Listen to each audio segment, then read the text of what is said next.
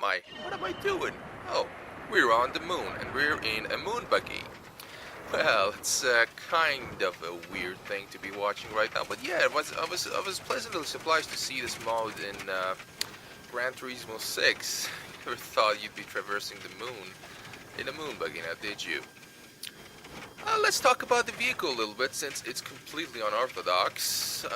Only 4 of these were ever built. The first one that came out of the production line back in the 1970s cost just shy of $38 million. So, well, the subsequent units were built for cheaper because obviously the tooling was available and they knew how to build them. But yeah, that's a hefty price tag for something that only weighs 210 kilograms and produces a total of 1 horsepower. Yeah, that's right. It had 4 electric wheels.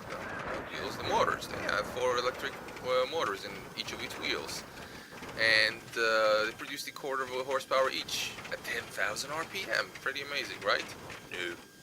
1 horsepower total. That was it. Top speed they ever reached was, I think, 11 kilometers an hour. It was on the Apollo 16th mission, which the astronauts or the crew referred to as quite enough. Yeah, as you can see, I'm just bouncing all over the place, doing crazy speeds on the moon, and you wouldn't drive like that on the moon. But it's pretty fun nevertheless. So you can see 2 people. The commander sits on the left, and there's that big dish that kind of restricts your vision at the front. It had 2 had some sophisticated naming batteries. I wrote it down somewhere here. Oh yeah, 2 36-volt silver, zinc, potassium hydroxide non-rechargeable batteries. Pretty fancy names, but they are pretty old technology, being used today in a very limited fashion, but they're still in production. Yeah, they produced a total of 242 amp hour, which I have no idea what it means. What it meant was that it had a maximum range of 92 kilometers. They never came close to that range though, because the farthest they ever traveled, the Apollo 17th mission, was only 35 kilometers. I mean, you can imagine maximum speed of around 11. You don't get far. It was a 3-day mission, usually Apollo missions, but yeah, 35 kilometers maximum range they ever caught on Apollo 17. Other than that, it had Velcro seatbelts, which I guess health and safety wasn't really a big thing back in the day, but again, you're not going that fast to be able to hurt yourself. I think I'm kicking up quite a lot of moon dust, if I can take a look at the rear view camera, or well, maybe not.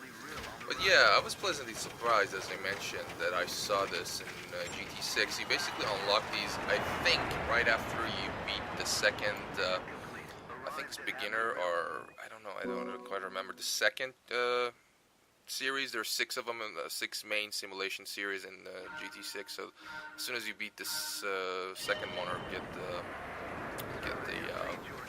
license for that, you unlock this mode. And yeah. For the 3rd time, it was a pleasant surprise.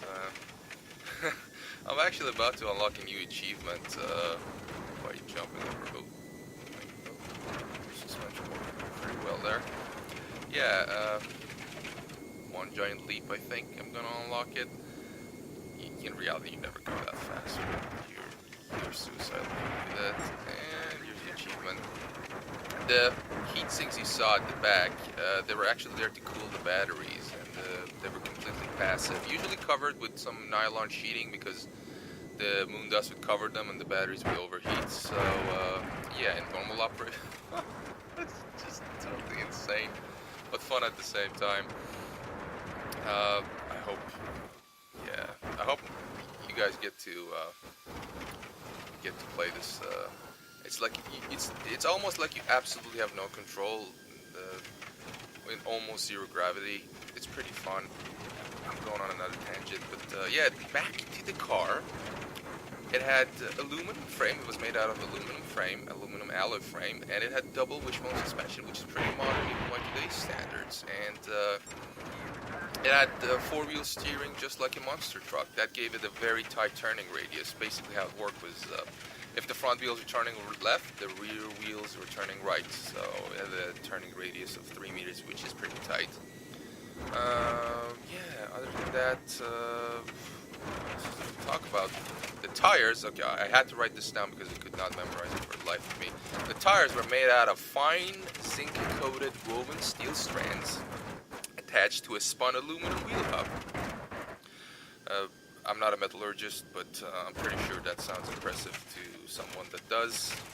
Obviously, couldn't make the tires out of rubber and fill them with air. They would just freeze or something, and something terrible would have happened to them. But yeah, the tires were basically solid piece of metal. You see the fenders. The fenders is actually pretty important since they prevent the moon rocks or the moon dust from kicking up and hitting the astronauts. One of them actually broke and they had to kind of mend it in the mission with some duct tape and an old moon map they were carrying around. So that was pretty epic. I don't think there's much else to... Yeah, so it was used on 3 missions only, the final 3 Apollo missions. 15, 16, and 17th.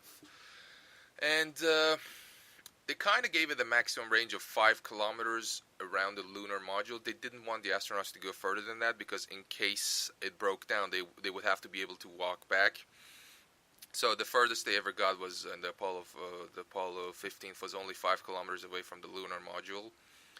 But since it proved to be so reliable and robust, they kind of removed that limitation in the Apollo 17th mission. So they actually went about like 7.5 kilometers further away from the lunar module, which, you know, these numbers are so small, but we're talking about the moon, so pretty amazing. Some GT6 news I guess I could enlighten you guys on. I'm still looking for decent challenges. The normal races, they don't prove challenging enough for me to make a video of them, like the seasonal events. I haven't tried the seasonal events yet. I will, and I'm probably gonna make a video out of them, or a few. But for now, you know, there's stuff like this. I found this. I was bursting in laughter. It was just, you know, moon challenges, and it's completely crazy, but it's a lot of fun at the same time. What else I wanted to talk about Gran Turismo? Oh yeah, so I pre-ordered the game and got 25 free cars. They are the 25. It's basically normal cars in the game, tuned slightly, and with the 15th anniversary blue themed color or paint job. That's it's kind of like the 15th anniversary of Gran Turismo. It was only available on the EB Games, and I managed to get a copy just the day before the game went on launch. I pre-ordered the day before launch. I got lucky to get a copy because I think last time I checked eBay, they were going for $150. I think just for those codes. The codes go for anywhere from $80 to $100. So if you were one of those lucky sons of bitches that pre-ordered a couple of them, you probably have already sold your extra copies, but they're worth quite a lot now. Those limited edition 25 cars packed in the 15th anniversary. So yeah, it's kind of like this sort of thing shouldn't happen because people are now paying triple what they should have originally for the game. The game itself has some issues and some of the tracks.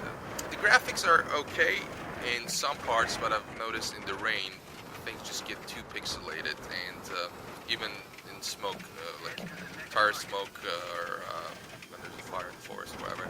Yeah, I'm kidding. But yeah, the graphics just aren't polished enough. There are about 1,200 cars in the game now, all marked as premium. However, it's not really clear because some of them don't have. Like you look at them and. When you enter a race with them and you look at them and they look just like a PS2 model from Gran Turismo 3, so that's kind of unpleasant.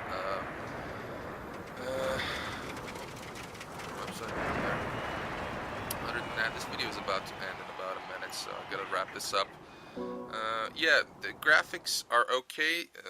You'll see some flickering around the edges, like the white lines of the track or some other lines. and they have terrible anti-aliasing implementation there. I just can see everything, and it's quite disturbing, to say the least. I thought they would have made a better, they would have done a better job, but I don't know. It's been 3 years since the launch of GT6. This looks like a bit just like since the launch of GT5. Sorry, this looks a heck of a lot like GT5. However, the driving physics are much more accurate than GT5. I tend to lose the control of the car much more frequently. That's not because I'm a bad driver, or maybe I am, but it's mainly because the driving physics are now much closely assume the or what's the word I'm looking for? Much closely follow the actual real driving physics. So, oversteer moments, I could control them easily back in GT5.